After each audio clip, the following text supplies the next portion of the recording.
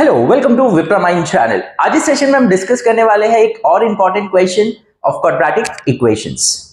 The question is abx square plus bracket b square minus ac bracket close into x minus bc equals to 0। अब ये question आपको exams में ऐसे आ सकते हैं कि ये क्वेश्चन को आपको फैक्टराइजेशन से सॉल्व करना है या आपको फॉर्मूला मेथड से सॉल्व करना है। तो आज इस सेशन में हम डिस्कस करने वाले हैं पहले फैक्टराइजेशन मेथड से हम ये क्वेश्चन को कैसे सॉल्व कर सकते हैं। जो नेक्स्ट सेशन होगा उसमें हम डिस्कस करेंगे कि ये सेम क्वेश्चन हम फॉर्मूला मेथड से कैसे सॉल्व कर सकते हैं। So let's start with the session and please अगर आप हमारे चैनल पे न्यू हैं so please subscribe our channel to get regular updates. Okay, so यहां पर प्लीज ध्यान दीजिए। So factorization method nothing but आप 8th स्टैंडर्ड से पढ़ते आ रहे हैं कि स्प्लिटिंग द मिडिल टर्म। तो यहां पर हम क्या करते हैं, यहां पर हम प्रोडक्ट टर्म निकालते हैं एंड समेशन टर्म हमें क्या चाहिए एंड देन दो वैल्यूज हम फाइंड आउट करते हैं जिनका प्रोडक्ट हमें जो प्रोडक्ट वैल्यू है वो आना चाहिए और समेशन वैल्यू। ओके, तो यहां पर ध्यान दीजिए ये क्वेश्चन में हमें प्रोडक्ट टर्म क्या चाहिए। तो प्रोडक्ट टर्म हम कैसे निकालते हैं, कोएफिशिएंट ऑफ एक्स स्क्वायर अगर हम देखें तो क्या है A B plus A B, यहां पर पॉजिटिव साइन है एंड यहां पर जो कांस्टेंट वैल्यू होता है तो यहां पर क्या है minus B C. So product term हमें क्या चाहिए, एक्चुअली प्रोडक्ट टर्म चाहिए A B into minus B C. Yes, तो अगर इनको हम मल्टीप्लाई करते हैं तो एक्चुअली हमें क्या मिलेगा, so plus into minus will be minus A B into B that is B square into C. So this is the product term हमें चाहिए एंड समेशन टर्म क्या चाहिए, मीन्स दो वैल्यूज को हमें क्या करना है प्लस या माइनस करके हमें क्या आना चाहिए, that is the middle term that is plus bracket में क्या है बी स्क्वायर माइनस ए सी इंटू एक्स।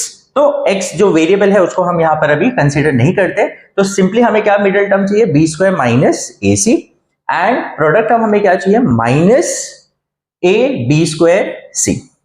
ओके, तो अब देखिए यहां पर हमें ऐसे दो वैल्यूज को मल्टीप्लाई करके क्या चाहिए, this minus A B square C and summation हमें ये चाहिए।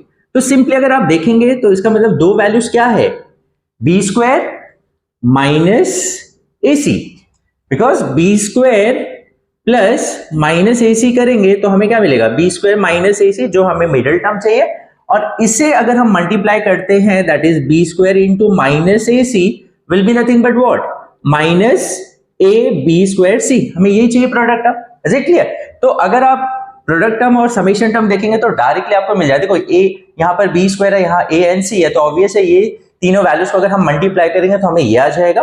और इसे हमें कैसे अरेंज करना है ताकि हमें समेशन टर्म ये आना चाहिए, तो बी स्क्वायर एंड माइनस ए सी लेंगे। Is it clear? Okay, so यहां पर दो वैल्यूज जो है, दो वैल्यूज क्या है बी स्क्वायर एंड माइनस ए सी, जिनका प्रोडक्ट हमें ये आएगा और समेशन टर्म ये आ जाएगा। ओके, सो नाउ अब हम क्या करेंगे, ये जो वैल्यूज है उसको क्या करेंगे, ये मिडिल टर्म जो है उसमें स्प्लिट करेंगे। सो ये क्या आ जाएगा ए बी एक्स स्क्वायर, क्या है पहला value b square, so b square into x minus ए सी एक्स। हाँ, सो ये मिडिल टर्म जो था उसको हमने स्प्लिट कर दिया इसमें, minus B C equals to 0। Okay, so now अब यहां पर हम दो दो का ग्रुपिंग करेंगे, ये और ये। सो इन दोनों में क्या कॉमन है, यहां पर अगर आप ध्यान दीजिए b दोनों में कॉमन है, प्लस और क्या कॉमन है x कॉमन है। यस, दोनों में x कॉमन है, तो यहां पर क्या आ जाएगा a b तो बाहर आ गया, यहां x स्क्वायर था तो x बचेगा यहां पर, प्लस b स्क्वायर में से b बाहर आ गया, x बाहर आ गया, तो यहां क्या बचेगा b। Is it clear? Now minus इन दोनों में क्या कॉमन है, अगर आप ध्यान से दीजिए देखेंगे तो यहां पर c कॉमन है। Yes, c is common, so यहां पर क्या आ जाएगा a x बचेगा, then minus into minus will be plus, then यहां पर BC था तो उसमें से C बाहर आ गया तो यहां पर आ गया B इक्वल्स टू 0। एंड जैसे कि आपको पता है यहां पर जो ब्रैकेट आता है वही सेम ब्रैकेट यहां पर आना चाहिए। यस, तो सेम ब्रैकेट आ रहा है, दैट मींस हम एक राइट प्रोसेस कर रहे हैं यहां पर। ओके, नाउ देयरफॉर अब देखिए ax प्लस b यहां पर तो दोनों में कॉमन है। यस, तो इसको हमने बाहर निकाल लिया, तो अब क्या बचा यहां पर bx minus c equals to 0. Okay, equals to 0. Now ax plus b equals to 0 और bx minus c equals to 0.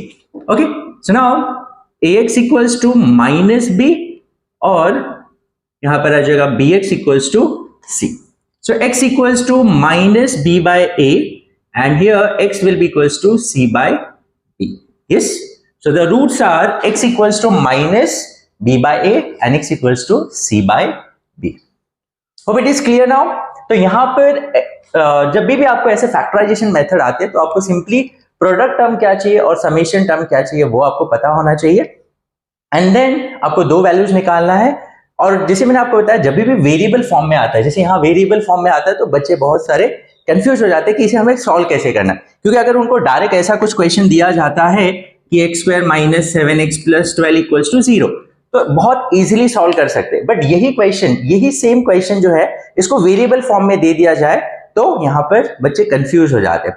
तो मैंने और भी ऑलरेडी 2 सेशंस इस पे कंडक्ट किया हुआ है कि वेरिएबल फॉर्म में क्वेश्चंस आते तो हमें उसे कैसे एनालाइज करना है और कैसे सॉल्व करना है वो हमने ऑलरेडी डिस्कस किया. अगर आपने वो वीडियोस नहीं देखा है तो प्लीज आप वो वीडियोस जाके देखिएगा, उसका लिंक मैं आपको डिस्क्रिप्शन में दे दूंगा ताकि ऐसे टाइप के क्वेश्चन अगर आए तो आप बहुत इजीली कैसे सॉल्व कर सकते हैं वो आप वो वीडियो देख के आई एम श्योर आपको काफी हेल्प मिलेगा.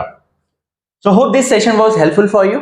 If still you have any doubt in any of the step तो आप मुझे कमेंट सेक्शन में बता सकते हैं तो ताकि मैं नेक्स्ट जो सेशन कंडक्ट करूं उसमें वो चीजें मैं क्लियर कर सकूं.